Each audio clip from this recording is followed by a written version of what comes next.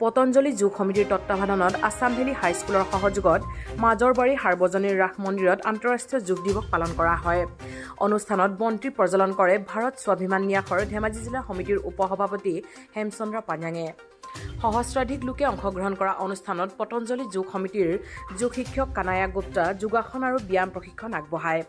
অনুষ্ঠানত ভাৰত স্বাভিমান ন্যাসৰ ধেমাজি জিলা সমিতিৰ সম্পাদক ৰঞ্জিত ৰয়, সদস্য প্ৰতিনাথ দাৰিক উপস্থিত থাকি যোগৰ উপকাৰিতা আৰু ইয়াৰ স্বাস্থ্যসন্মত বিধিৰ ওপৰত সাৰুৱা বক্তব্য আগবঢ়ায়।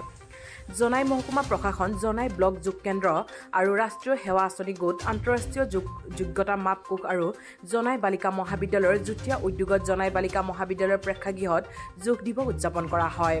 পুৱা 6:30 পৰা পুৱা 7:30 উদযাপন কৰা অনুষ্ঠানত বন্তি প্ৰজ্বলন কৰে জোনাই মহকুমাৰ মহকুমাধিপতি শান্তনু গগৈয়ে।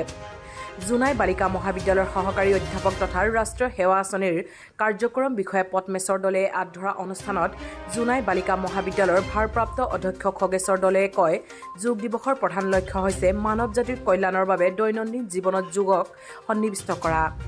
যোগে মানুহৰ শাৰীৰিক, মানসিক, আৱেগিক, বৌদ্ধিক আৰু আধ্যাত্মিক সকলো দিশতে উৎকৰ্ষ সাধনত সহায় কৰে বুলি বক্তব্য আগবঢ়ায়।